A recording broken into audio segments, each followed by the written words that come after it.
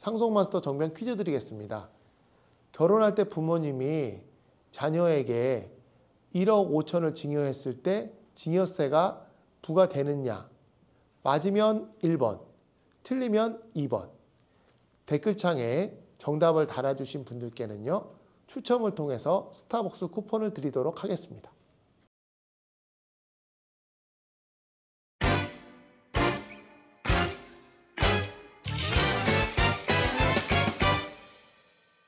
안녕하세요. 상속마스터 정변입니다. 오늘은 축의금, 혼수비용이 증여세 과세 대상인지 여부에 대해서 말씀드리겠습니다. 근데 혼수비용도 증여세에 들어갈 수 있어요? 비용이 크면 증여세가 나올 수도 있습니다. 사실 이 주제는 제가 상담을 받거나 지인들하고 얘기를 할 때 많이 받는 질문이에요. 그런데 이게 상당히 애매모호한 부분이 있습니다. 먼저 법 규정부터 설명을 드리고 구체적인 내용을 말씀드릴 텐데요. 상속세 및 증여세법에서 이 사회통념상 인정되는 축의금, 혼수비용 등은 증여세를 과세하지 않는다고 규정을 하고 있습니다. 이 조항은 여기에 띄워드릴 텐데요. 그러다 보니까 그럼 첫 번째로 드는 의문이 사회통념상 인정되는 범위가 어느까지냐? 이게 문제가 되겠죠? 근데 사실 이게 누구도 정확하게 답을 내려줄 수가 없습니다. 다만 하급식 판례 중에 하나는 대구 고등법원에서 있었던 판례인데요. 예물 및 혼수 비용이 한 2억 5천 정도 되는 것은 증여세 과세 대상이 아니다. 이렇게 판시한 사례는 있습니다.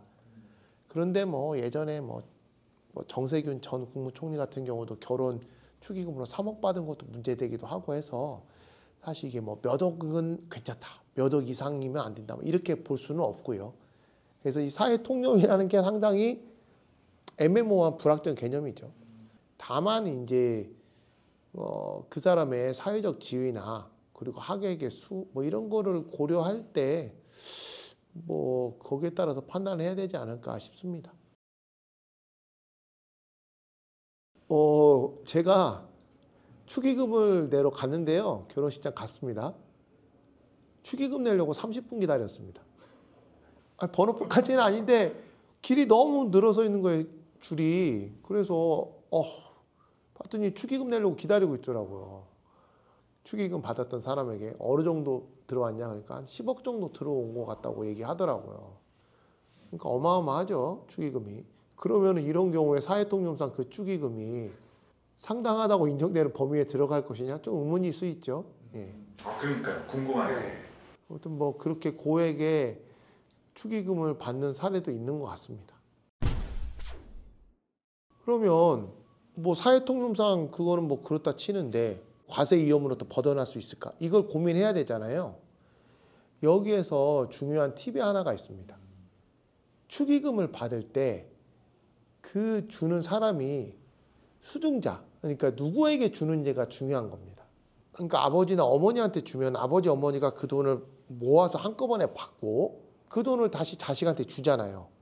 그러면은 이때 증여세 문제가 발생할 수밖에 없는데 아예 이게 신랑 신부한테 개별적으로 증여한 거라고 하면 증여자와 수증자의 관계만 놓고 보니까 이런 경우에 축의금 많이 내도 20, 30만 원 하잖아요. 그러니까 50만 원 이내에는 증여세가 문제가 안 되니까 전혀 증여세 이슈가 없는 거죠.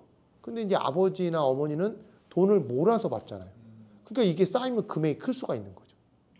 그래서 일반적으로 혼주에게 귀속된 돈을 받았을 경우에는 증여세 이슈가 있을 수가 있고요.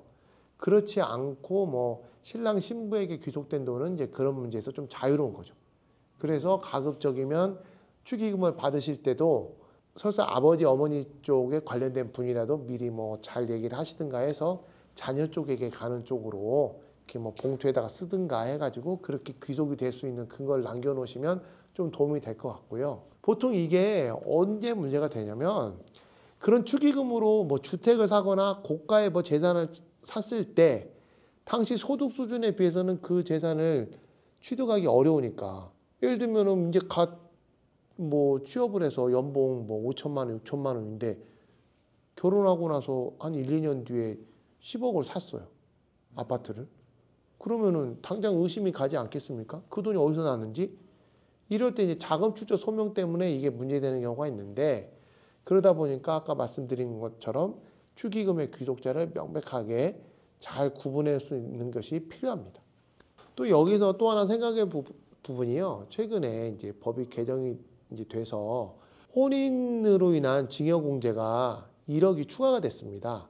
기존에 직계 존속이 직계 비속으로 징여를 할 때 5천만 원 공제가 됐었는데, 혼인 공제가 추가가 되면서 1억 5천까지는 세금 없이 징여를 할 수가 있는 거죠. 이 영상을 끝까지 시청하면 이런 정보를 알 수 있는 거잖아요. 맞습니다. 이 축의금으로 자산을 취득할 때 보통 세무조사 이슈가 발생하니까 꼭 축의금을 받을 때 아버지나 어머니가 아니라 본인에게 귀속된 돈이라는 것을 입증할 수 있는 증빙을 갖춰 놓는 것이 매우 중요합니다.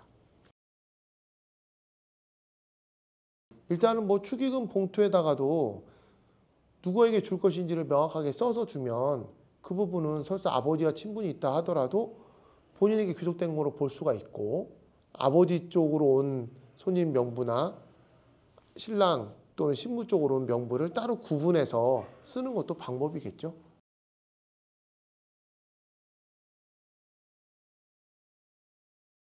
오늘은 축의금 혼수 비용이 증여세 과세 대상이 되는지 여부에 대해서 알아봤는데요. 요즘에는 고액의 축의금이 발생하는 경우도 많이 있다 보니 미리미리 대비를 하지 않으면 나중에 증여세를 부과당할 위험에 처할 수도 있습니다. 그렇기 때문에 꼭 미리미리 상속 전문 변호사와 상의하시기 바랍니다. 상속마스터 정변이었습니다. 여러분들의 구독과 좋아요 부탁드립니다. 감사합니다.